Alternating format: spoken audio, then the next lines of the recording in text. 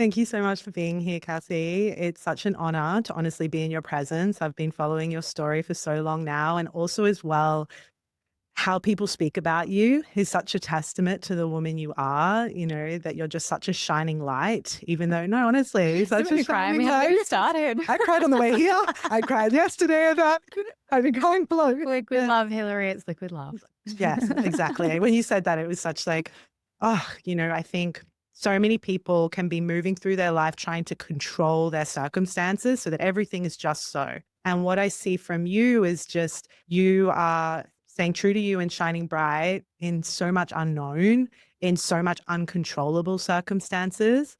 And I just really want to share how in awe I am of you. And I know so many people are, and how much you affect people just by moving through the world. No, seriously. And I've heard you say in a few other podcasts and things that you're no expert. And I was like, you are. Still, it's through life experience. You're living it, you're breathing it and putting it all to the test. So I just really want to see you in this moment and thank you for who you are and what you're doing in the world. And yeah, you're a very big inspiration. Oh, Hillary, thank you. I feel like that is such a beautiful intro. And I was immersed in your world yesterday as I was driving down. I think I listened to like 4 or 5 episodes, and these just like light bulb moments were going off, and to be in your world is a gift. So I really, honestly, truly am like humbled to be sitting here and for you to believe in my story and my power, and to give it a voice is really, I'm truly grateful. So thank you for inviting me here.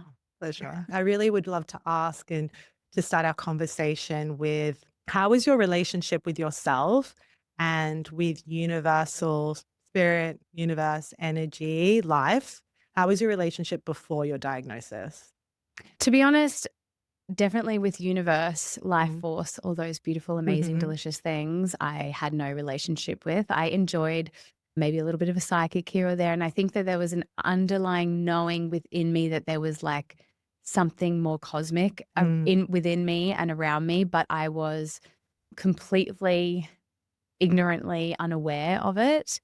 I think that my relationship with myself, now that I look back on it, was very superficial. And I think it was very surface level.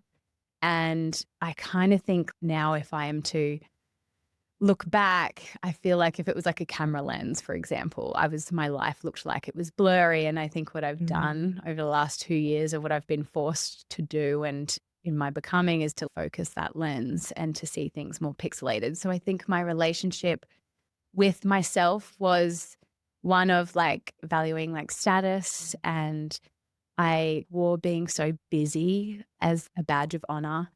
I wanted to be everything for everyone. And I think I thought, wellness was hitting Pilates once or twice a week. And now I'm just like, oh, like Cassie then was doing the best she could with what she had.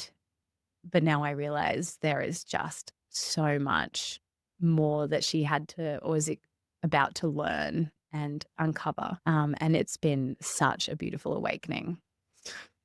Yeah, it's interesting how often by meeting the darkness fully, you actually get to really see the truth of life and your own light. Sometimes we have to walk through our darkest days so we can dance more fully in the light. And that has been true for me.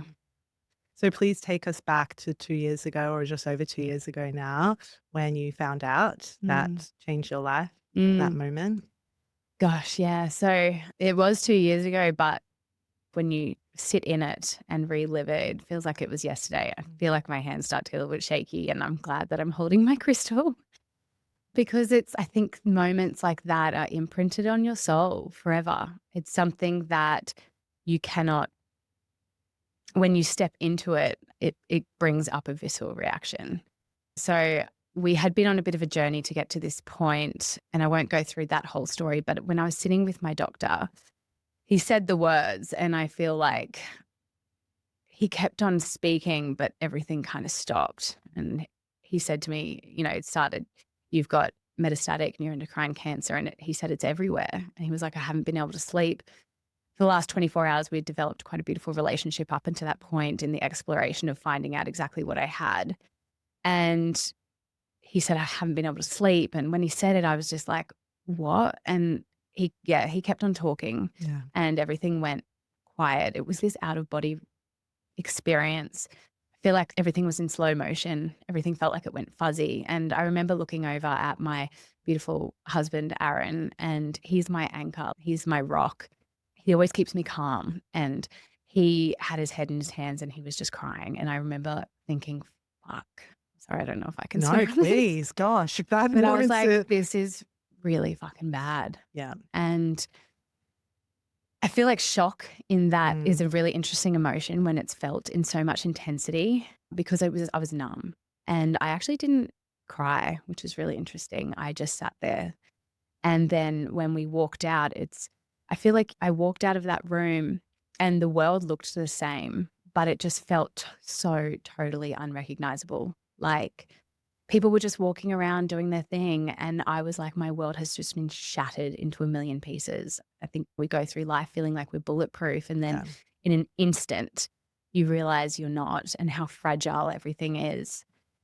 And it wasn't until I got in the car and I called my mum that this like intense tsunami of emotions just hit me. It was like paralyzing fear and gut-wrenching grief, and just like, it was almost incomprehensible. I felt like my world had just hijacked. Everything had been hijacked. Everything I thought to be true about the world and my place in it was just shattered, thrown up into the ground. And just,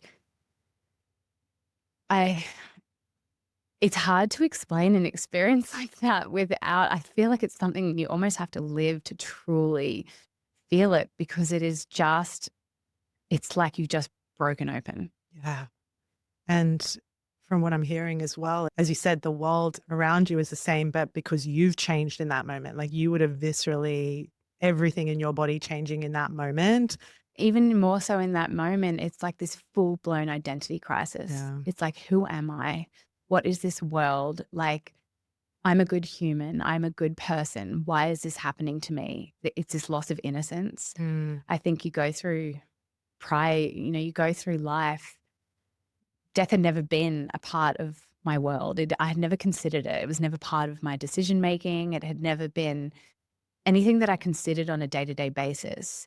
And all of a sudden it's front and center. And I now can't go through life with these rose-colored glasses on. And in that moment, it was dark. Everything was dark.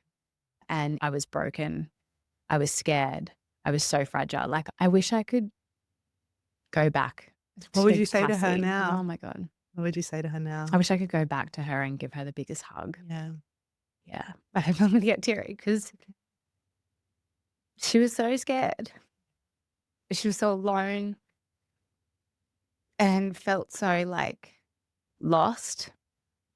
And I wish I could go back to her and just give her a hug and say that even though this is going to be so hard, and even though there are going to be days that feel unbearingly difficult and unforgiving, there is going to be so much beauty and light and love and blessings coming your way. Like, I wish I could tell her, like, you've got this. We've got this. I'm telling her now. Yeah, I am. Yeah.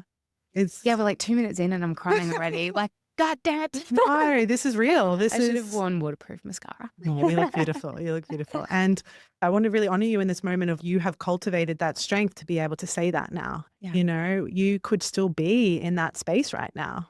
And this choice that you have made to, and this was so inspiring to me when I read this, of when you were told that it was incurable. And it was, I'll hand it over to you, but I felt the power that you said of like, this is just words. That is a word. Mm. And if you change one letter of it, Mm. it's I'm curable. Mm. So can you please talk more about that? Yes. So after the diagnosis, I went to meet the oncology team. I'd moved on from the surgeon, got my oncology team around me. And the beautiful oncologist was giving me kind of the lay of the land. And when neuroendocrine cancer has spread, it is said to be incurable. And he told me that, and he was very kindly giving me the hard-hitting truth, I guess, of my reality. And I left that session or meeting feeling such a heaviness, like to be told and put in this box that I am incurable, that there is no way out of this. You know, they said that the goal of my treatment is to simply manage my symptoms, that I'm in palliative care, and just to make decisions that get me as long of a life as possible. And the heaviness of that incurable word just stuck with me. I couldn't shake it. I kept replaying on it. I felt like I'd been pigeonholed. And I created this scrapbook at the beginning because I have 3 beautiful children, and I wanted to capture my journey in words and in video and all these things because I want my children to know what mum has gone through when they were so young. I mean, when I was diagnosed, my eldest was 5 and my youngest was 18 months. My middle girl was only 3. So they think that I've just got a sore belly, and we still talk about mummy having a sore belly. But I want them to know what I really was moving through. And one day I was sitting there and I just needed to get like my thoughts out of my head and just onto paper. So I started on my scrapbook and I just wrote my diagnosis, and it said, I have metastatic neuroendocrine cancer, and it said it's incurable cancer.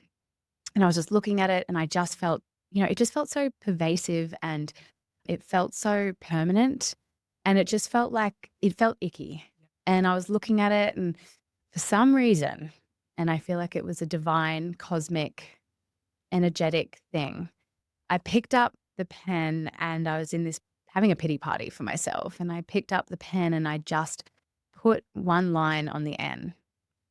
And I looked at it and all of a sudden it said, I'm curable. And I get goosebumps thinking about it now, because in an instant, like my whole energetic field just shifted. It was like all of a sudden I went from hopeless to hopeful. And I just had this surge through me that, you know what, this is a big thing. And the odds are stacked against me hugely. But someone has to do something for the first time all the time. Otherwise, nothing would ever happen in this world. And so why can't it be me? And that small little reframe, that little insight, that aha moment is where my mission to prove I'm curable started. And I feel like it has changed the trajectory of my healing approach. I think up until that point, I was very much, it was kind of like, the dark clouds were on top of me and the clouds just parted. It was like, like in this instant, I just felt like light shine on me. And I was like, no, Cassie, like this is your moment. Like you need to step into your power. I have no idea how I'm going to do this. I still have no idea how I'm going to do this. It is really, I'm going to have to defy a lot, but I'm going to try. I feel you're knowing in this, like even in that moment when that doctor said that word, and it sounds to me as reflecting back of like your body was like, no, that's not truth. And that ickiness feeling, that heaviness. And a lot of people are walking around with their own stories of that and believing it. And then it creates your behavior, and then it creates your experience here. And in that moment, you gave yourself another story, you gave yourself another option. And in that moment, you felt that knowing. And I love that you're like, I'm here to prove that I'm curable. But I feel like you're curable, It's and beyond actually that. my healers would say that I am cured. There is this powerful belief in knowing in me that is my reality. And to be honest, I've had a number of experiences at the beginning. I didn't have enough self-trust or conviction within my own cells that could be my truth. But now I am, slowly having these experiences both internally and externally that are going, no, what I believe to be true is true. Yeah. And these have happened through, and I tell this story of, I've had this vision of myself as an 80-year-old. And so we were in Bali. It was about 6 months after my diagnosis. And I did a beautiful breathwork and meditation with my amazing brother. And I had this vision in that meditation of myself as an 80-year-old. And she was beautiful. Like she was wrinkly AF. So wise. So wrinkly. But she was so beautiful. And I came out of the meditation and I was crying because I almost felt like I was dangling candy in front of a baby. I did not believe that to be my truth. But I'd seen her and I had almost felt her. And then you fast forward a few months later And I had a spiritual healing session, and my spiritual healer did all her things. And she said to me afterwards, Cassie, Mary Magdalene was coming down so beautifully. Sorry, not Mary Magdalene. Mother Mary was coming down so beautifully in your session. She is like guiding you, supporting you. Now, I'm not religious, so I was like, well, thanks. It goes beyond Thanks, that. Mother Mary. Like, appreciate you being on the team. I'll take anyone. Like, come have a seat. Like, Jump in. love you. Jump in. Come on in, Mary. Like, let's do this. You bring this. What a fuss. So I was like, I had this moment. I was like, okay, well, that's a beautiful sentiment. And I really love that. Fast forward then 4 months later, and I was with my kinesiologist, and we're lying on the bed there, and she said, well, let's do some future you work. And I was like, okay. So I was like, I want to talk to my 80-year-old self that I saw in Bali. And she's like, all right, well, let's do it. So we did it. She's tapping away, doing her thing. And then we opened the book, and the heading was Let It Be. We were asking my 80-year-old self, what to say, what she would say to me. And it was Let It Be. So I was like, okay, that's beautiful. And she said, my kinesiologist was like, it's like that song, let it be, let it be. I'm not going to sing it, but that was the first thing that came to my mind. Yes. She's like that beautiful song, just let it be. So I was like, okay, I love that. Like maybe I can play that to myself when I'm feeling, I get out and I call my mum, as I always do, to debrief my sessions. And at that point she said to let it be. And I like the Beatles song, and Mum goes, Cassie, stop. She was like, every time I get sad about you, I've been playing Let It Be. It's been my song. And my mum and I are like super soulfully connected. And I was like, no way, that's crazy. And then she's like, do you know what I love about that song? I was like, what? She goes, oh, it's about Mother Mary. And I was like, oh my God. And so it took, a vision of myself at 80, go a year later, I'd had, kinesiology session, a spiritual healing session, chats with my mum, all to then believe that 80-year-old woman is me, and I am her, and I will be her. But I had to go through this becoming, this awakening, these experiences to really trust my intuition and my knowing. And now I'm like, I'm going to do it. I'm going to clear the noise, and I'm just going to trust what comes through for me is what it's going to be. And I think that is when your experience now will be different. I think when we really put it down to, if we're trying to control or think that life should be a different way, or not accept like what is, and really see that like, okay, the thing that I can do, like me and my power, is to just be in such self-trust and belief and peace. I know you as a manifestor, this sense of peace within, that is cultivated ourselves. It's not because everything is perfect outside of us. And how many of us, like myself included, it's like, okay, when everything's okay, then if this happens in my business, this happens in my relationship, then I'll feel okay. Then I'll feel at peace. And that's how most of the world lives. And what you're saying and what you're sharing is that is not a determinant of how I get to feel. That is not a determinant of my self-belief. And I actually had this quote recently and made me think of you. And it was, when people don't believe in your dreams, have compassion. It is revealing more about their limitations than it is about yours. And I think you're such a testament to, as you said, like, yeah, there's odds. Yes, there's doctors that will say certain things. And I remember watching this documentary years and years ago. It would have been like, I would have been a teenager, and it stuck with me so long, where it was at a hospital, and it was a man that had been in a coma for months and months and months, going on years. And the doctors were saying, we need to talking to the family about transitioning to the next period of that person's life. And the family held so much trust, so much faith. And then I can't remember the exact time, but it was about a year later where he came back to life. And what was so beautiful was hearing and seeing the doctor's experience around that, and the shock, but also the like love and excitement. But also I remember this doctor saying, this is going to make my job a lot harder now to be able to say these things like incurable and all these things, when this person literally defied all odds in front of my eyes. What am I supposed to do? Like, this is a cognitive dissonance. And so I think we need people like you to really take back your own story, and to, even be a voice to that potential and that hope, because it can be anyone has a dream, or anyone has a story that they want to live. we're the only ones that stop us. We're the only, like, we keep ourselves prisoner. It's really interesting. It's such a beautiful story. I think for so long after my diagnosis, I was searching for assurance. Yeah. Like I was like, I need the doctors to tell me I'm going to be okay. I need research to tell me that like I've got a fighting chance at this. I need, I want assurance that I'm going to see my kids grow old, and I need to find it. And I could not find it in the real world. And then I realized that actually, you know what? Nobody has assurance in this world. Like, not you and I both dance with our mortality every day. I am hyper aware of my mortality and what might get me in the end. A bus could get me before, who knows? But assurance feels like a very pointless pursuit because it is such an external validation type of thing. And I think I was searching for that and I couldn't find it. So when I realized that actually nobody has assurance, there was a sliding door moment for me. And I was like, well, what am I actually searching for here? And that's when I realized that what I'm really searching for and what I'm trying to find is acceptance. I want to be able to go inward.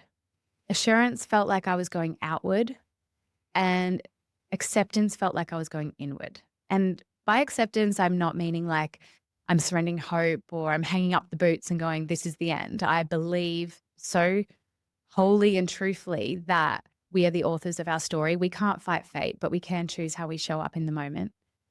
And so I just thought acceptance means finding strength in the unknown.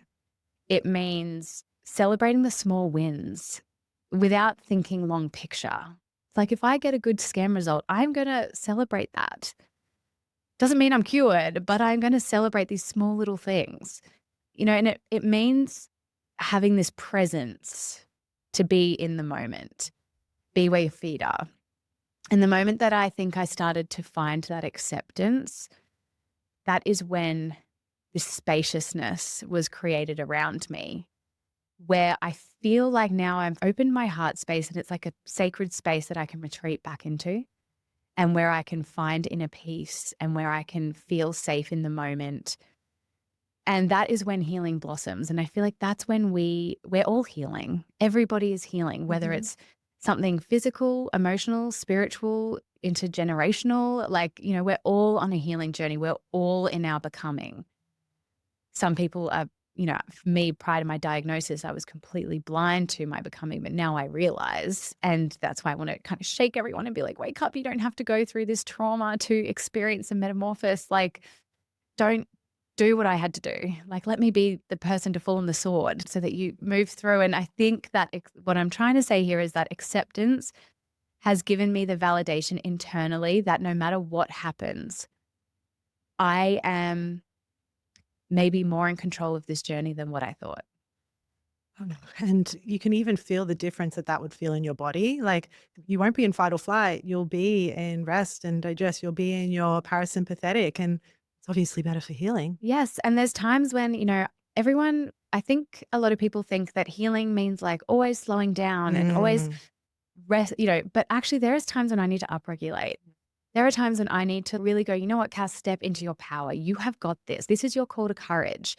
And there are times when I need to really upregulate in my healing journey. And there are times when I need to retreat. And this is probably a bit of a manifested thing. You will know so much more. You're a 3-5. So for those listening at home that are interested with human design, 3-5 manifester with a defined heart, which is so much like how you were just sharing of like this drive and this mission within you. And when your heart is on fire around something, when you have that passion, absolutely, like life force is moving through you, upregulate, share, that defined throat as a manifester is like, speak your truth. And the 3-5 is the leader and the mission creator and the, you learn through life experience. That's what I was saying with the expert piece The of like, experimenter, but through like, you can look someone in the eyes and see them so deeply in any form of darkness that they have been through or anything that they are overcoming and their resilience in that. And people can feel it in such a magnitude of feeling seen, felt, heard, and honored when you are sharing, and this is why how powerful it is when you just use your words. Yeah.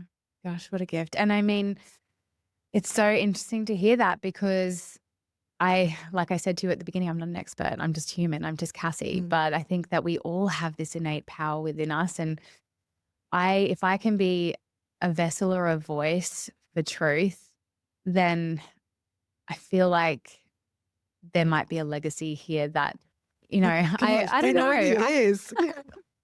I think you're here for a mission. I Yeah. think that this is part of your mission. And I think this is like the part of your story, not your whole story. This Balinese healer, when I was there, said to me, you need to taste the chili before you can tell people what the chili tastes Absolutely. like. And I was like, does the chili really have to be incurable cancer? But do you know what? Like, I also think to myself, like, why did I have to get an incurable cancer? Yeah. Like, you don't want any cancer. No. But incurable for me feels like it's a marathon. It's sort of big mission, but I think it's my accountability partner. Beautiful. Yeah, like I think that there are going to be times when I still do fall in a heap. Like this is not toxic positivity. This is like the realness, the rawness, the beauty. And I also think that beauty has like a real tension in it because I now understand the fragility of life and I live it every day. The other day I was like, I had a bit of a stress, I should say. And I was talking to my husband about it. I was like, but this is not about health. Like this is crazy right now. In this little season of my life, I'm not stressing about health. I'm human. I'm stressing about other things, but I think that I fall down often, but I am keeping on trying to pick myself up and I'm moving through the beauty and the messiness of life and I'm living it on the front line and I want to report back. It's all part of it. It's all part of the process. And when you were speaking about your 80-year-old self, she is emanating through you now. Like she is you now. And even you have received this knowing and this message and understanding of like, life is precious, trust yourself, cultivate a sense of peace and happiness within, which people will receive, in their 80s and 90s. And then that's, we know the top regret of the dying is, I wish I lived a life true to myself. So I often think to myself, like there is my mom actually asked me a question about a year into my diagnosis. She said, Cass, if you could go back to that day and they said to you that this is just a infection and that, around antibiotics and Bob's your uncle, you can go back to life as normal, would you? And my answer is no, because I now get to live life through this lens. I mean, on paper, I was 36 years old when I got diagnosed and I had 3 young children. On paper, it sounds horrible. And there are moments where it has been truly terrible. But I now get to live my life, however long that may be, through this lens. And I get to raise my children through this lens. And I often think like if I got this diagnosis when I was 80, I would look back and I would realize that I was a passenger in my life. And now I'm like, you know what? Like we have a choice. We can either exist in our life or we can be enlivened by our life. And I know which one I'd choose. And it took me this significant life trauma to take my blinkers off. I love the quote by Mother Teresa that she shares about, I understand that life will only give me what I can handle, but I wish that life didn't trust me so much. And this is what I'm feeling for you. It's like, if anyone can do it, it is you. And this, this choice not to suffer. Yes, we're all gonna have our moments, and like, it's like so human, of course. But a lot of people are walking around suffering for a lot less. And I want this to be something that people can take away, regardless of whatever is happening in your life. Like pain is inevitable, shit happens is inevitable, but your response to it and how you sit in it constantly. Yes, we're going to have our moments, but to stay in that. And I think it was something that I was reflecting on when I was doing research for this was, a lot of people can throw around the idea or the question of like, if you had 6 months to live, what would you do? And you say all these amazing, beautiful, big things. Oh, I'd go travel, I'd have family, or whatever. And then 2 minutes later, you're back to just, okay, but that would be fun. And then you're just back. What would you say? Like, do you think that people are afraid of change? Or, what would be that message around that piece of one day? Yeah, so much. I think that when you think, that you want to live boldly and bravely, and if you only had 6 months to live, you would, like you say, travel to all these things. It's like that's superficial. Yeah, good. And I think what we're missing here is the subtext, the underneath the surface stuff. And what I'm finding is that to live an enlivened life it's to find the small moments throughout your day to get out of your own way. And it's about presence, but it's about answering those small call to courages, whether it's, speaking your truth in a meeting or putting down the phone and playing with your children, like these little moments where you feel something and where you create a spaciousness around you that you can do the things, even if they're for a little bit, that light you up. And I think that it's so interesting, this whole concept of change, because I read the book a while ago, Your Soul Has a Dream and Your Life Is It by Rebecca Campbell. Have you read it? Oh, No. it's beautiful. But she talks about nature, and we are all drawn very strongly to the energy of nature. We are essentially a part of nature.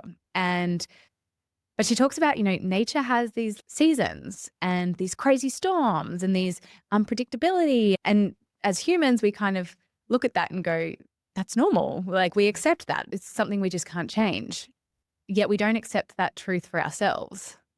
And even as humans, we are always trying to predict things, and we're trying to predict the weather. Our wedding is in 6 months' time. What's it going to be? Control. And it's like, I think what I'm finding, to go back to your question, is that it is the surrendering. It is the acceptance. It is the call to courage. It is courage over comfort. It's these moments where you can step into your sacred power, I guess, and be true to yourself. And that's what sparks you up. That's what makes you feel alive. It doesn't have to be these huge, big things. I always come back to this thing of talking about nature. It's like, be the tree. Like, the tree just trusts that the rain will come, the soil will nourish you. And it's like, that is what I'm trying to do. It's not easy all the time. But for people who are out there being like, life is hard, there is a choice to exist or feel enlivened. We need to trust, and we need to surrender and accept this like beautiful messiness of life. And even in those moments, it's like, just using with the analogy of nature, I think a lot of suffering or a lot of hardship happens when we feel like we're separate from nature. It's exactly the same. We are nature. Where did we think that we're not? Yeah. And this is a lot with the Vedic wisdoms always talk about how all suffering and all fear, all everything is this belief that we're separate from nature, and this belief that we have to fight life and we have to control life. And I just love that you said then about surrendering, of like, we're surrendering control, we're surrendering the ego, we're surrendering the, I guess, the fear that tells us that we have to be a certain way, do a certain thing, or shove our way through life, basically. And when coming back to, as you're saying, like, we are nature, we are seasons, but also as well, leaning on this, knowing that life does want to support us, because similar to like how you see all nature working together. And in the moments where, I'll ask you this, in the moments where you feel like you lose that connection in that moment, what brings you back? What brings you back to yourself? What brings you back to your knowing? Because I think sometimes we live in the mind, and especially if we're jumping too far in the future and we're trying to like work things out or control the outcomes, exactly how we were saying, we're almost in a relationship with the mind rather than a relationship with life. It's like we're trying to like work things out from a mind place, and the mind can't do that. And it's so crazy that we move through life trying to use our analytical mind to predict, control, and all the things. And it's an impossible task. And so, as you were saying, like surrendering that, going back to truth, but yeah, what do you do in those moments to come back to yourself? So there was one moment in my journey where already my situation wasn't great, and it was about 6 months in, and I got a call one day from the radiologist center, and they said, we've just gotten your urgent request for a PET scan. Can you come in today? And I was like, what? So I called my oncologist. I was like, what is going on here? And he said, your case got put in front of an MDT board, and there's a group of 8 doctors, and they just want to check that you don't have grade 3 neuroendocrine cancer. They want to do a different kind of PET scan. I won't go into the details of it, but that is not something that you want to have. We're talking months to live type of thing. And of course, as the universe would have it with its beautiful lesson that it wanted to teach me, it was a Friday. So I went and got the scan and I had to wait the weekend. And it was the worst 72 hours of my life. Like I held this crystal nonstop. I couldn't eat. I couldn't sleep. I cried so much. I was talking to my husband, Aaron. I was having conversations like, I think we need to get my brother-in-law up, who's a videographer, to start taking videos of me so that my kids have videos of me to watch every year. Like these were the conversations I was having. I felt like my life was going to be hijacked, that I had already kind of started to wake up to the fragility of life, but now I wasn't going to get the chance to live out this mission or whatever I was meant to do. And I'll never forget it was a Saturday night and I was having a full-blown panic attack. Like I was properly melting. And I called my mum, which I often do in my moments of complete despair. And she said something so profound to me. She was like, Cassie, in this moment, you are safe. And that's all that matters. Breathe. Like just be where your feet are, breathe. And there was something so profound in that because I think we can future project so much. And we get to these crisis moments throughout our day where fear overcomes us or, all these harder emotions. They're not good or bad. They're just emotions. They're data. Fear is an emotion that tells me that something I deeply care about is at risk. And for me, that's my life. It's that I'm not going to see my children grow up. I'm not going to be able to influence how and mold them as humans. And so there's a lot at stake here. So fear is a very real thing for me. And I think in that moment when you breathe, and it is our superpower. I spoke earlier about having to upregulate and downregulate. This is the moment where we need to get out of our prefrontal cortex. We need to stop thinking. We need to stop overanalyzing. We just need to be within ourselves. And I think I'm learning that, in this, I'm kind of trying to come to this point of like, if I'm to shift my mindset over the last 2 years, I've gone from, I love my life so much that I am fearful of losing it, to now I love my life so much I'm fearless in living it. So like from fearful to fearless. But the catch here is that fearless, like by definition, means to be without. And that's just not possible. It is a fundamental part of our human experience. It's like, I love when I was in Bali that we did a Balinese gratitude ceremony. And as part of that ceremony, they honor the beautiful divine spirit, and they put the offering up top facing that way, and they put an offering down the bottom to honor the evil spirit, and it faces the other way. It's like the good and the bad, these both exist. But to fear, for me, fearless is not about being without fear. It is, we are wired for it. Our hearts run away for it. It's something that we grapple with all the time. And fear is often what will keep us from doing the things that will set our soul on fire. And so what I'm doing is just putting a hyphen in it, fearless. And I think what I'm trying to do here is not be like this bravado, like superhero pose, like look at me go. I am just trying to minimize the effect that fear has on me. I'm like trying to loosen the stronghold. And so in these moments that people experience, this is a really long answer to your question. Oh my gosh, no, please keep going. But in these moments when we feel scared by change, it's often fear that will hold us back. And fear is a beautiful emotion to feel when we can understand it. And I think I'm now trying to use it as a catalyst for my growth. And it's this growth in these small little moments. I'm hearing you've integrated the fear instead of letting it run your life, because a lot of people have this belief. Maybe they'll look at you and think she's fearless. No way. Or they'll look at someone that's doing something that they're afraid of and like, oh, she just mustn't have the fear, or he mustn't have the fear. And it's been integrated, and it's been, if anything, it's in a deeper relationship with it rather than avoiding it. It's getting to know the fear. Yeah. It's understanding it. It's thanking it for what the message that it's giving me.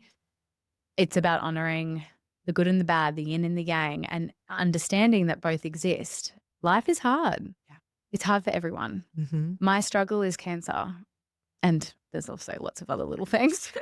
But everyone has struggles, relationship struggles, career struggles, purpose, like all these things. And I think that if we can come to a place of acceptance and fear less and choose courage over comfort in these small moments to build trust in ourselves. Like, these things that I'm talking about, they're not something you can just read a book and all of a sudden trust yourself or be resilient.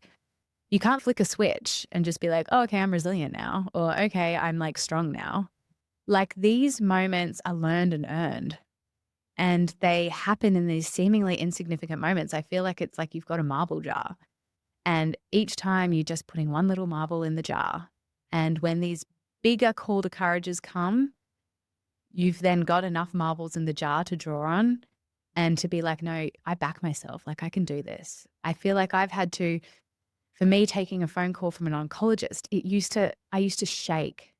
Now I look at it and I'm interested to hear what they've got to say. I'm not happy about it, but I'm interested. I'm curious. But it's like I used to be petrified when I would go get my scans, and scan anxiety is very real. It's something that I grapple with because I think it's it's fear.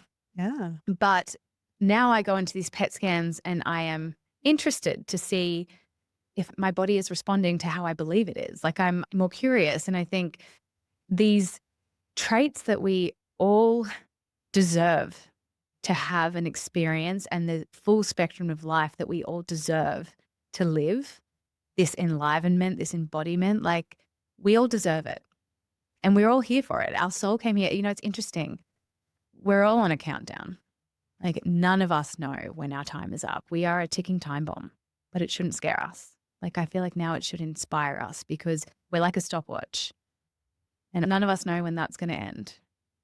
But if we all, I thought to myself the other day, like, if everyone lived like they had my diagnosis, like, how would the world be different? I don't know. Like, would people still be in the relationship that they're not happy with? Would they still be doing the job that they're not happy with if they knew their mortality was real? Like, that this is a real thing. We have one wild, precious, and really fragile life. Like, are we existing or are we living? And we don't get a do-over. Like, this is it. It's almost like the fear of not living your life or the fear of wasting your life. The enlivened life gets bigger than the fear of all the other stuff. 100%. I used to be really scared of dying.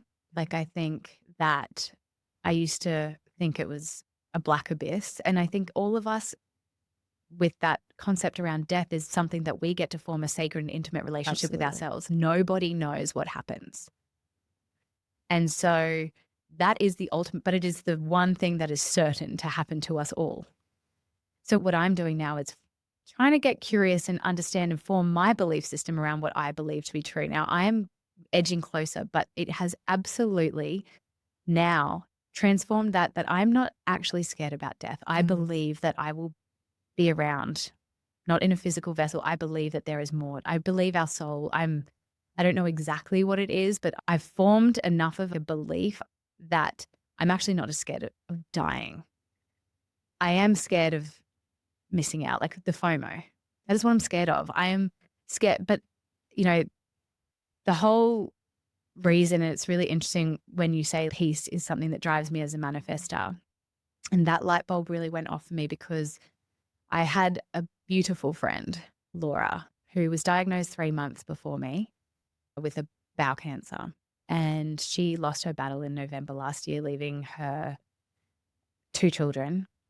And we were friends, but we formed a very fast friendship because we were on the same journey. We were doing the same thing. We were on the roller coaster of life together, and we were each other's kind of go-to person for a lot of the experience. And I was blessed to be in her inner circle in her final days.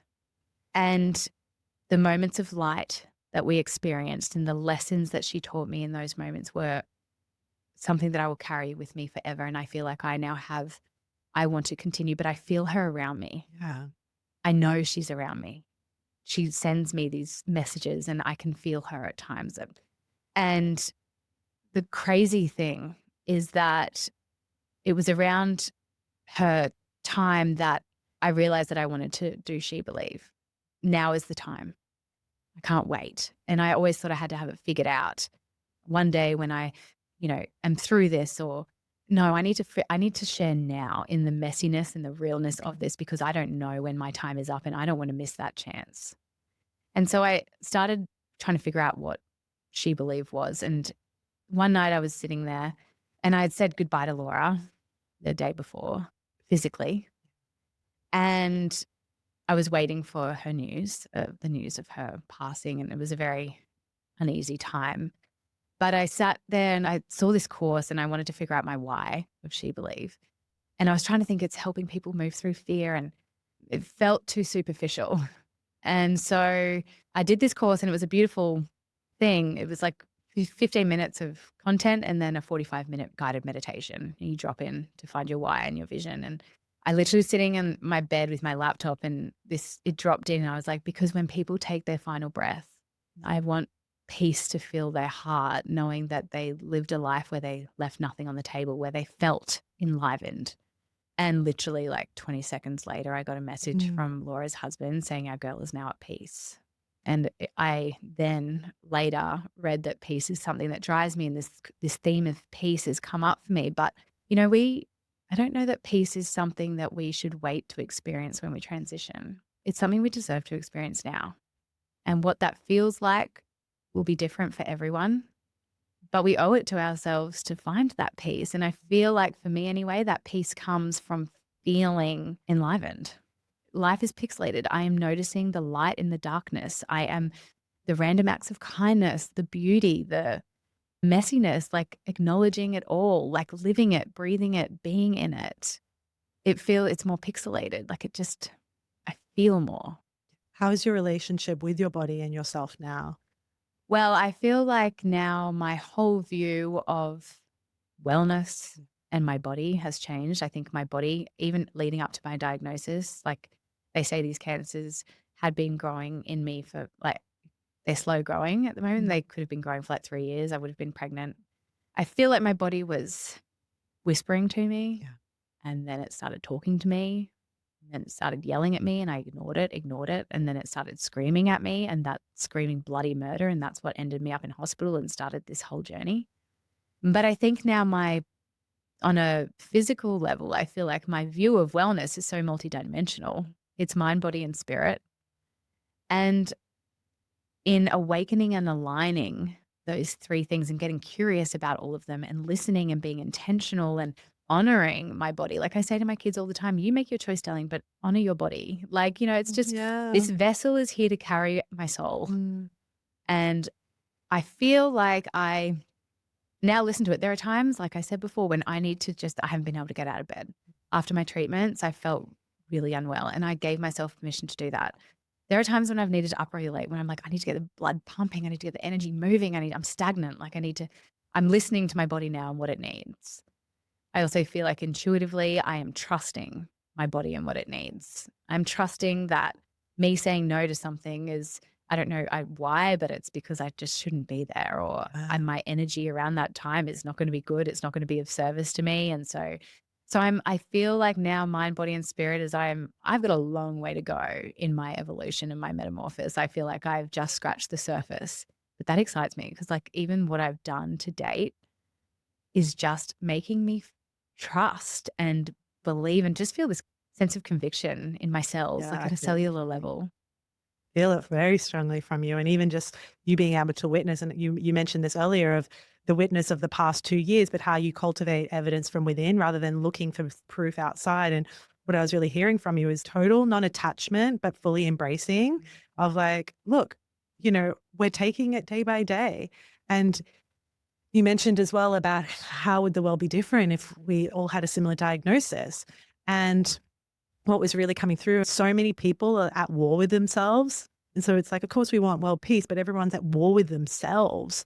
And what I really want to highlight in your story is that the acceptance you've created and the trust that you've created, the love that you've created within yourself in the most unforeseen circumstances is what will then create this ripple on effect and as well for your own family and for yourself and for the people that you're affecting. So please share more about SheBelieve, your Well, method. I would love to, but have you heard the story of the two wolves? Please share. Oh, okay. So just to we'll loop back, but I just want to Yes. share it because I feel like it's really beautiful and it Yeah. speaks to what you've just spoken about Mhm. so nicely. So it's this Native American tale, and essentially a grandfather is sitting around a campfire with his grandson, and the grandfather is saying, "I'm at war in my body. There is a battle Mm. going on in my body." And the grandson says, "Like what?" And he goes, "Well, there's two wolves. And there's one wolf that is full of fear and grief and anger and shame. And there is one wolf that is full of love, compassion, joy, peace." And then the grandson says, "Well, like which wolf is going to win?" And the grandfather says, "The wolf that I feed." And it's that piece around choice. It's like we all have a choice in how we show up, how we want to be, who we want to become. And we don't have to have it all figured out. The unknown is possibility.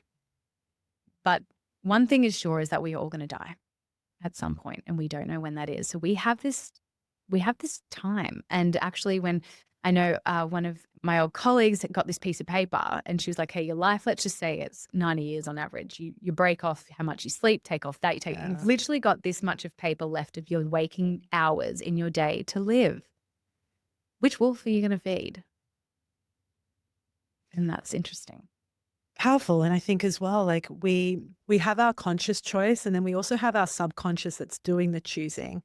And I think it's so important to get like curious with, as you said, like the fear, or getting curious and intimate with the stories and the narratives, because they're running it anyway. They're the reasons why we're not following the things that light us up, or it's the reason why we're staying in somewhere that is really not supportive for us. And I think what your story is indicating is that you don't need to know all the answers, but at the same time, just like come open, like let's open our eyes. I recently shared this, and it got me thinking about like we can have our eyes closed, but we can be in like a brightly lit room like this, and we're thinking like turn the lights on. Like what are we looking? And it's as simple as open your eyes, and we'll see. Mm. So yes, please share about SheBelieve. Please share about what you're creating and you as the manifester. Yeah. Creating your Gosh, well, movement. SheBelieve is, I think in my lifetime, I have been a part of creating a number of businesses, and all of them have been forecasting and budgets and, planning and all this stuff. And SheBelieve is the total opposite. It is heart-led. Like I don't know where SheBelieve is going. But I do know that I want it to be a vessel for women and greater than that. And my husband is always like, "Well, it can't just be for women." I'm like, one day we'll put a dash through it. But I feel like I really resonate as a woman. I feel like I really resonate and I can share this experience. But he one day. It'll impact people, men anyway. human. But I just want people to remember the magic that's within them and around them.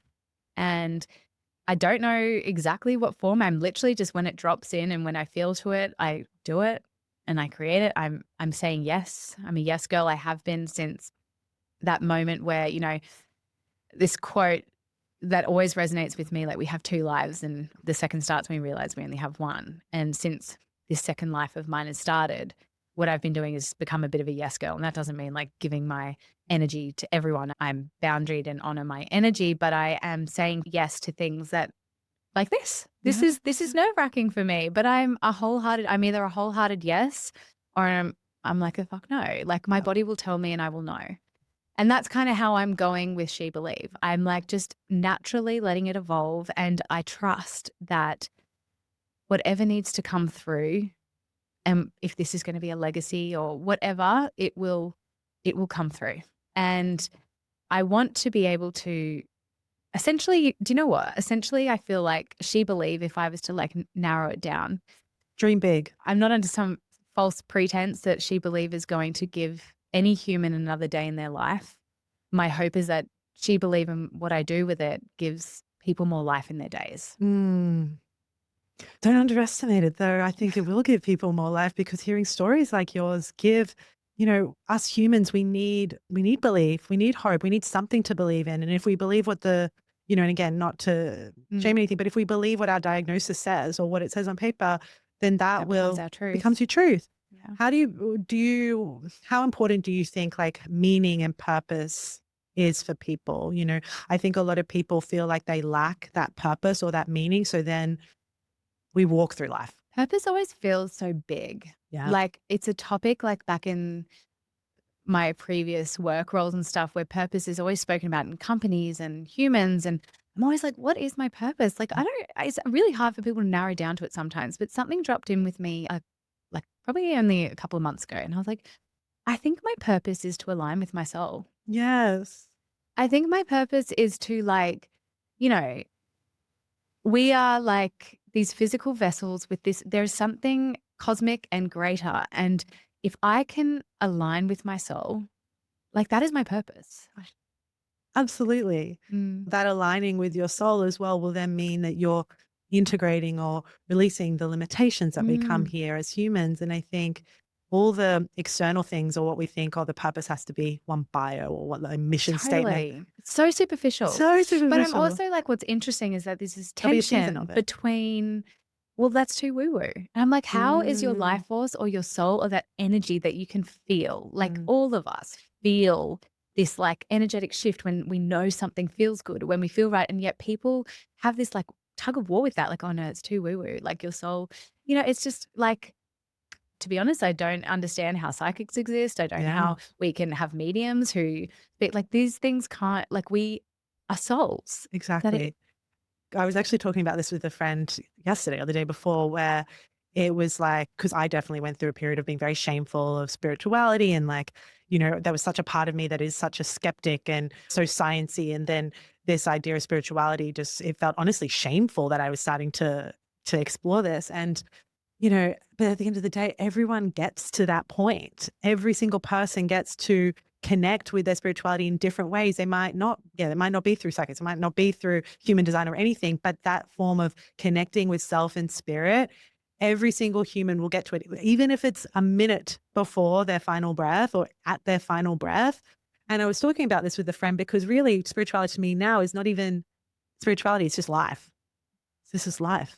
Life force energy, You know, it's so crazy and it makes me feel like something inside because in Laura's final days, there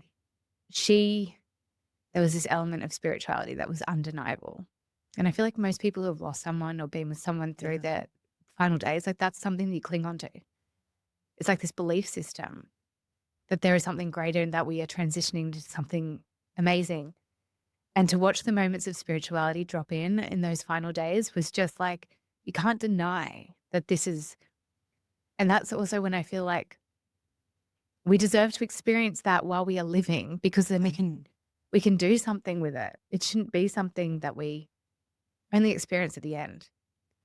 And it shifts the way that you will, how you will experience life. Like it's something that it's like, it doesn't matter to me. It doesn't matter where it comes from or who it comes through. It's like, it makes life. It does. And also I think that in this Western world, I guess, I don't know, but we are so fear-based and we don't celebrate, like death is something that it's scary. It's this black abyss. We fear it. We are kind of conditioned to fear it. And it's actually a part of life. It's our soul. It's something we are all going to experience. And so to form a sacred relationship about when that time comes, that will add to you having peace in your heart. It's like these two components. It's like this tension. I always say, beauty is tension because it's fleeting. You know that it's not around forever. There's darkness, there's light. It's this yin and yang. And that's why I love Balinese Hinduism, because they celebrate both and they both exist. But to have this relationship with spirituality, life force, all these things, this energy, when you're alive, it should be that and when you pass to transition. It's like we need to honor both. Because, to me, it's truth, and as well, it's like what comes from that is freedom. And I think even what we were saying earlier, right at the start of like this illusion that we're all separate from nature, like when we have this illusion that we are separate and that we aren't spiritual beings or that we don't have life force energy or that none of this matters, that we're just here, there's no bigger meaning, all these things. what then comes from that? Okay, so if I believe I'm separate, then I feel like I have to control everything. Yeah. I feel like I have to do everything. And if I don't have responsibility for everything, then everything will fall apart. That I can't trust anyone. That person, my neighbor, is against me, that people want to bring me down. Like, this is what comes from that belief that we aren't nature. But then, okay, what comes from nature when we do understand life force and the support and that we are one with that energy? Okay, I can take a breath. Mm. Okay. Yes, I still do things. I still go and move in the day. I still go and I still give and use energy, but I understand that I am supported in that. And you also believe, which then has this physiological effect on Exactly. you. So my sister is an emergency doctor, Wow. Okay. and she's like the most incredible soul. And she's Yeah. been like my interpreter through this whole thing. I've needed her. But she's also not really into like Yeah. the other stuff. And You have your brother for that. I have my know. brother Yeah. for that. And everyone else is actually coming on this journey with me and my Yeah. family. It's incredible. So Aaron and I were supposed to get married in May last year, and my health took another turn, and I had this big internal bleed, and then I had to start a whole big treatment and all this kind of stuff. So we were supposed to get married, but that got pushed back. And my girlfriends decided still to have my hens, which we turned into a holistic, energizing and nourishing soiree. And it was this beautiful weekend of So Sunshine Coast. It was so Sunshine Coast. We were actually in Byron, which is also very fitting. Awesome. But it was the ice baths and love it. meditations, Yeah. and it was incredible.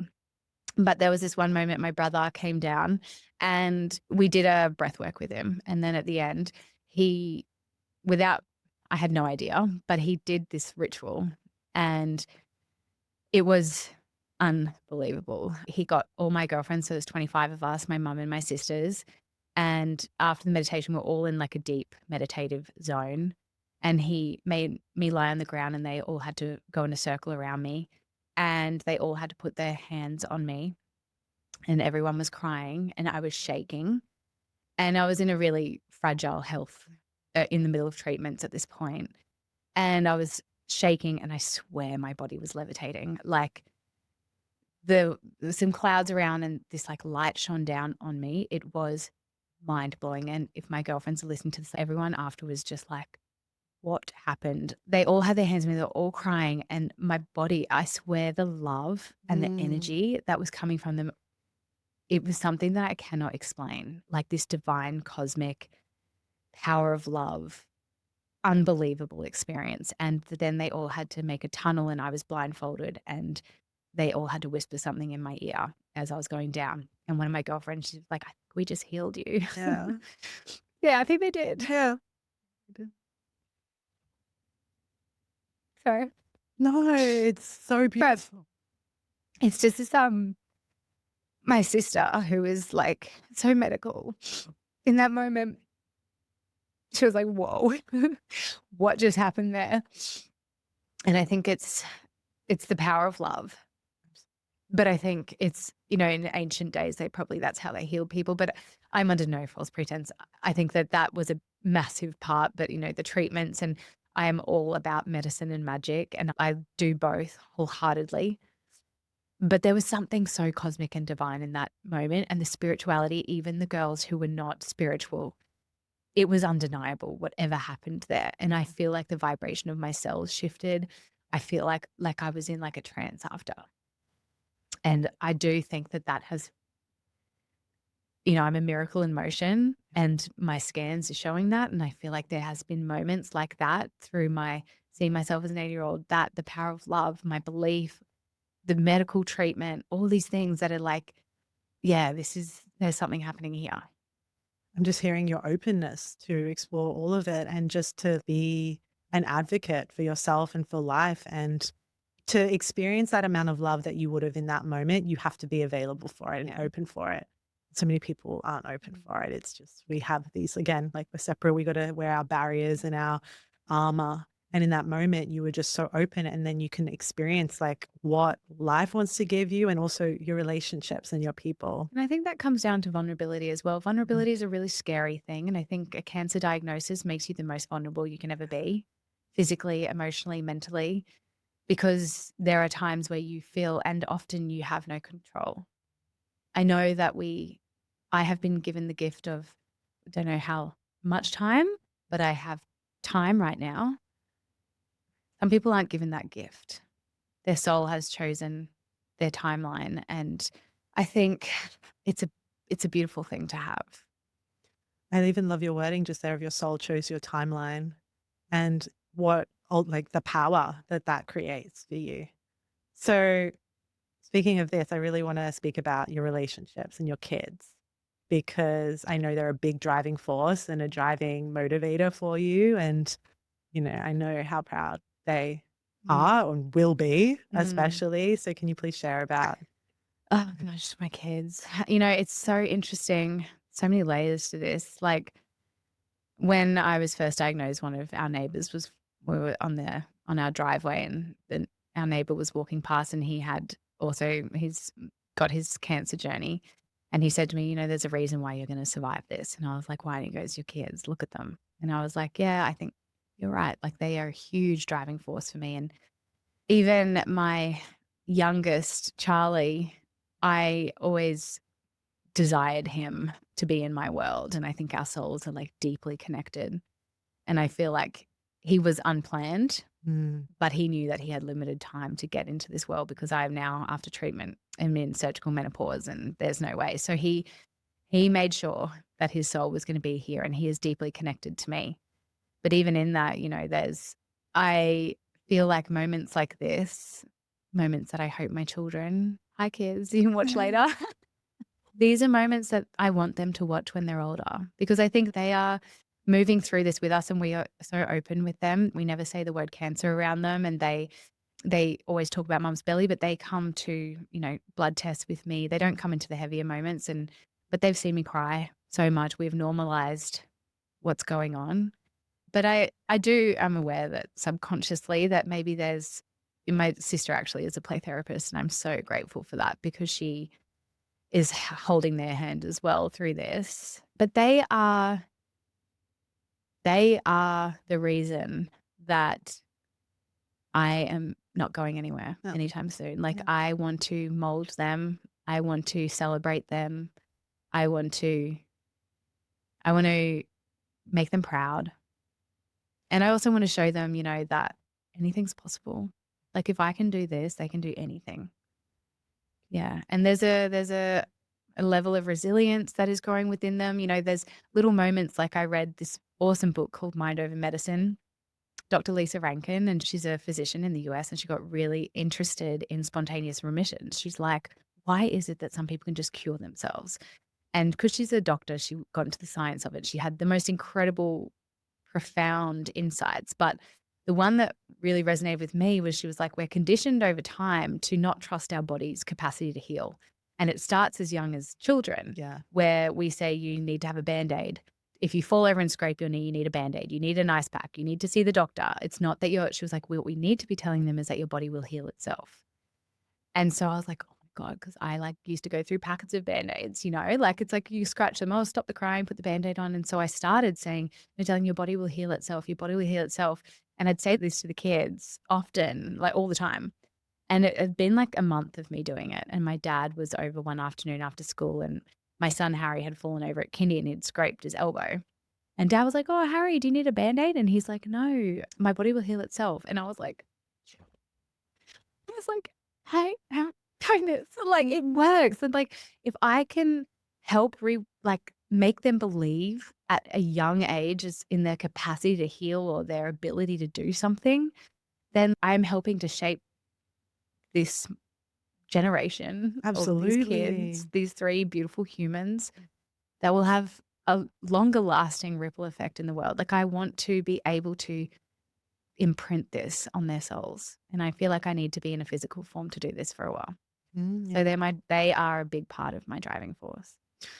And they chose you as their mother. Have you read Spirit Baby? No. Okay. I actually, as I was getting ready for this, that came to mind, and I knew I needed to knew I needed to say it on air as well, Okay. so other people hear it. Yes. It's a beautiful book about like baby spirits connecting with the parents before, and Yes. they definitely chose you as their mom. And even just when you've shared about your siblings, it's like it just reconfirms your mission here. You were given the support I team. know. I feel like the souls of my family Well, yeah, I was. Yeah, I you was got the given the doctor, support you got team. the My mum, paperwork. who like she's a trained by Brene Brown. She's Wow. like literally a guru in courage. Like, but it's Mm. interesting because you have, and my dad is like he's like the anchor of our family, and some of my most profound moments in my journey have been through him. All of them have given me this profoundness, this support, this love. I feel like, it's interesting because you can have this incredible support network and you can have people who will circle you, support you, carry you, do all the things. But one thing I have realized is that like no one else is coming. We are the only ones who can be the hero of our story. Yeah. Like these people can support you. They can walk alongside you when it comes to the really hard moments or when it comes to the choice points in our life. We are the only ones who have to show up. We are the only ones walking our journey. And so there is a beautiful scaffolding Mm. around me, but it's not lost on me that I have to do this. Mm. And I think that's so powerful, like responsibility, and even you saying like with the accountability earlier, and we have to be so responsible for our own happiness. Externally, we can't get it. Like it No. has to be our own journey to find that. And what just came to mind, because you have such a beautiful relationship with your family, I'm hearing, and for the people that, you know, actually, before I say that, there's this knowing of like we are 100% accountable for our experience, the circumstances, our relationships with people. And, I'm thinking about the person who may have a family member they haven't spoken to in a while, or a friend that they may have had something happened and there was a falling out or whatever. These things that we could maybe one day and look back and be like, what if? And as you were just sharing about this accountability piece, and it was something that came through strongly for me of like, be first, be the one that first reaches out, not waiting until they do, or not waiting until circumstances changes and all the things. And while we can, on one hand, hold the experience we had of whether it was trauma or hardship or, a negative experience, and then also hold the love that you've been able to cultivate through this experience of like, acceptance of that it can't change. The things happened, life has happened, circumstances have happened, but how we now continue to relate to it and how we continue to hold it, because a lot of the time us holding it is the thing that actually creates The tension. and the hardship. And I was thinking about this of like, we can then like withhold our love from people. Like, you don't get my love, dad or mom or friend, old friend, you don't get my love anymore. And it's like, who's the one doing the wrong now, or not the wrong, or who's the one that's withholding now? So yeah, just for people that maybe have this like open loop in their life or an open relationship. And because we're speaking about how time is limited, what would you say to that person? I would say that there's two pathways here. There's one where you know your truth and whether that energetically feels like it's right for you. Sometimes, like, I think there's sometimes where we need to, friendships are severed. Yeah. There were these things, it's like, what does this actually feel within you? Is it something worth fighting for or worth leaning into? How does it feel in your body energetically? Like, is this of service to you or is it going to deplete you? I think some of us will like hold on to things and default to patterns that don't serve us because they're not consciously There's guilt or there's things, and it's yeah. like, use your discernment. Yes. Yeah. Is it superficial? What am I playing into here? But if it feels in your heart, like you want to reach out to I had a girl in one of my Dare to Live events who you never know where the aha moments are going to come from. They are like literally spitballing left, right, and center. It's always so intriguing to me about what comes through for people. But this girl came out to me after and she was like, I just saw your dad sitting in the back and I haven't spoken to my dad in 5 years and I'm going to go reach out to him. Like I could feel the love and I saw him crying and the joy and I feel like I'm missing out on that.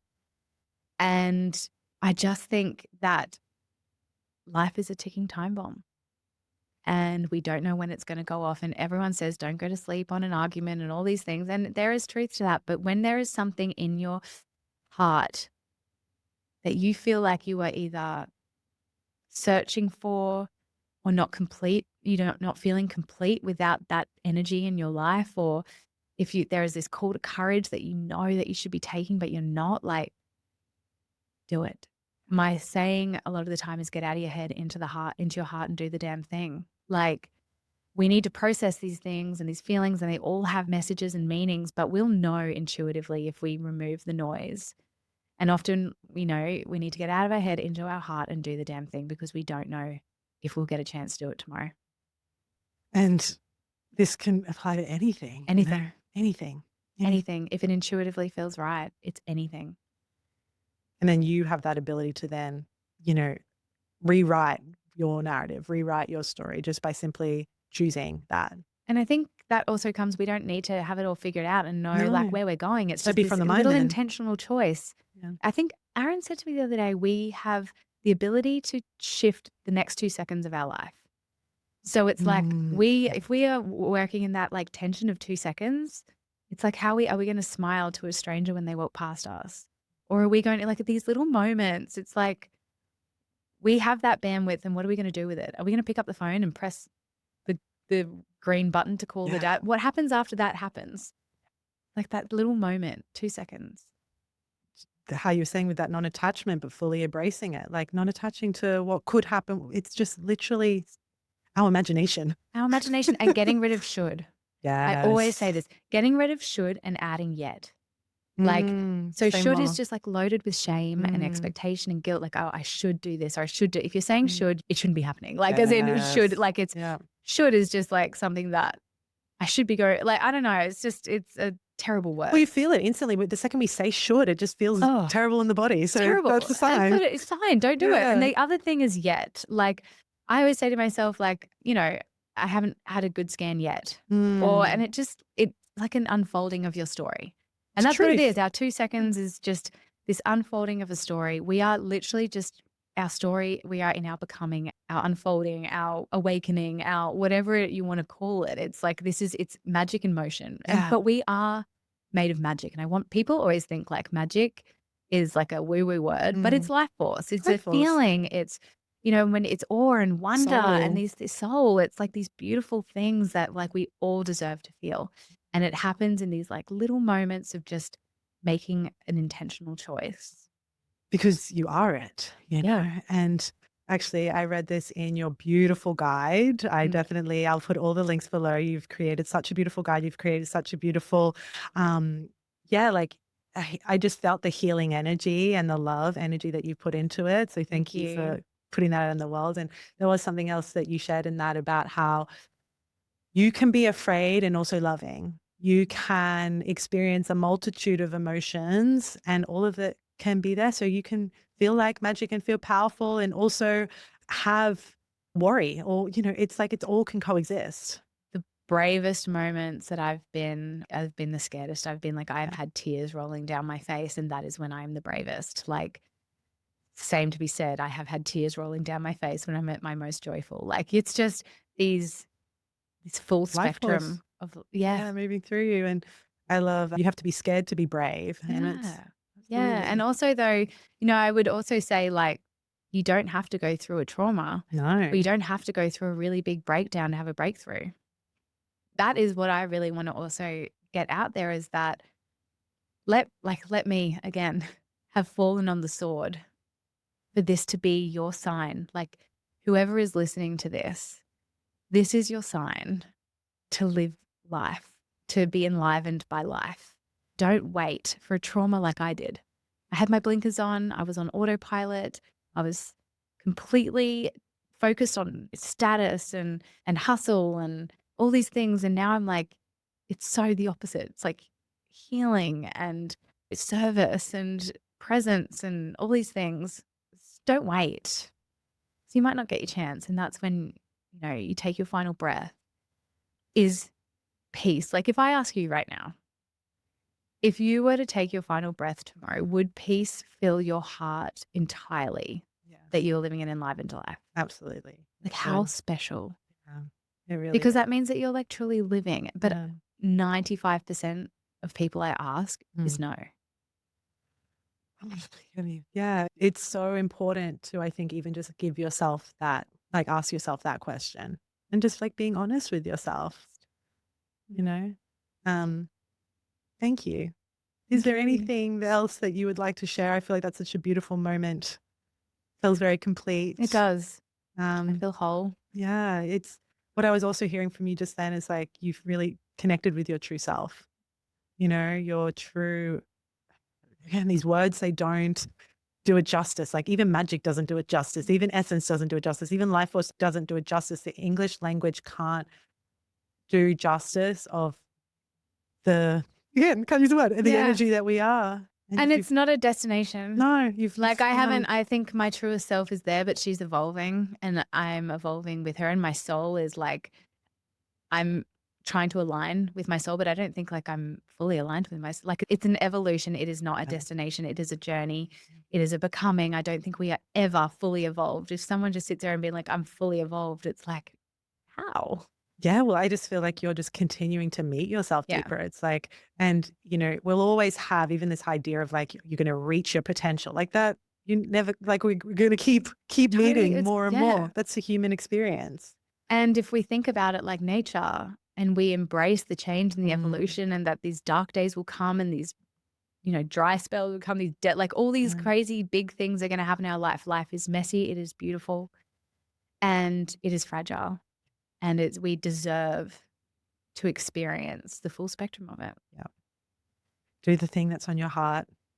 Do the thing that, Like get back into your heart space. Like yeah. lights shine through cracks. Like crack yourself open and let the light shine out. Like find what lights you up in your heart and stay true to it.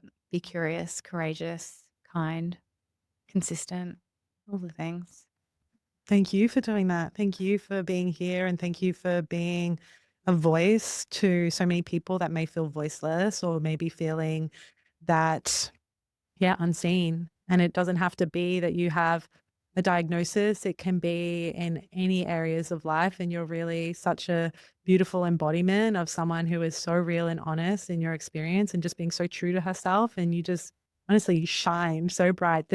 I was really thinking about this earlier, but especially seeing you now in person, it's like you're really like this embodiment of light and love and just thriving. And again, I know that all things that happen, but I know it's quite ironic, isn't it? that doesn't define you. No, None of it it's like defines you. I think, I have cancer and I also have an aura and Absolutely. the both can exist. Thank you so much. And where can Thank people you. find? I know you have a beautiful event coming up in Yes, I August. do. I've got a Dare to Live event in Brisbane, Sunday the 17th of August. So we'll get 110 women there and it is beautifully magic. And again, I'll be wearing my heart on my sleeve, sharing gifts and glimmers. We dive a little bit more into fear and reframing fear. And yeah, I've got Let's Rise as well, which is free. It's designed for women with cancer, but actually so many people have been using it. Well, I've been used. I looked at it. I loved Yeah, all the support. I think it's just a guide to feeling good and activating your feeling mind, body, and spirit. And it's absolutely. like literally all the podcasts I listen to, you're listed. Aw. All the podcasts I listen to, Instagram accounts I follow, books I've read in the last 2 years in the realm of mind, body, and spirit. And like I say, I'm an advocate for medicine and magic, and the magic is our life force. And I say the medicine is what mends us and the magic is what morphs us. And so Let's Rise is literally just a guide for people to explore their becoming and to get curious. I feel like there could be a million people who use Let's Rise and there would be a million different healing Absolutely. journeys. And we're all on a healing journey, like we said. So it's a becoming. And yeah, that's there. And who knows what's next? I don't know, but I'm excited to find out. See where you go. Yeah. See where life takes you. See where And life takes me. And I'm going to keep showing up. And I feel like SheBelieve is now a vessel for me to continue my healing journey as well. So I need to report back. I want to go do the next iteration. I've got like an Egyptian healing thing happening in a couple of weeks. Like ooh, I'm saying yes to all the things. So if yeah. there's anyone that's got any crazy healing experiences that they are willing to offer, I will be the guinea pig and I'm just going to do all the things and report back. It's your portal just to share your energy, to share your experiences. So thank you all you do. And yeah, I really want to even take a moment to thank and honor your family and your kids and Aaron because it's just, I know it takes, it's a whole community It that is is. evolving in this moment and is transforming. I feel like I remember I was looking at all your Instagram and I was like, Aaron's had a transformation too. Aaron fully has. know, I And could do you know tell. what? Aaron is like, he is on this journey with me Yeah, and you can feel alongside me, it. but like the spiritual, he sends me stuff all the time. Like he is sending me all these things and I'm like, whoa, that's amazing. I can sit here and talk to him about the wildest things and he's there for all of it. He sees a lot of the healers that I see. He's the first person I call after seeing my psychics and doing all the things. Like he is just fully there and he has held me through the darkest times, and the support people don't get the acknowledgement that they should. And I feel like his body is almost having a come down after the last 2 years because he's had to stay so strong that he's now like had a few sickness, like colds and stuff. His body's just releasing. But he has been like my anchor, my heart, my grounded center. And I honestly couldn't, well, I would do it with everyone, without everyone. But the fact that I get to do it alongside these incredible humans is such a gift. And I am continually inspired by the people that I'm meeting along the journey, yourself, people in my community, just these stories of hope and possibility coming through and people doing just incredible work in this world. And it's such a joy to have been here with you today. Thank you. Such Thank an you. honor. Such an honor. Really, you. it really is. Thank you. Thank you everyone for listening. I'll put all of those beautiful links below. And yeah, I feel like I could keep going. I feel like I'll need to have you back on. I will come back. Yeah, 6 monthly updates. Still here, guys. Thank you. And thank you everyone. And we'll speak soon. Thanks.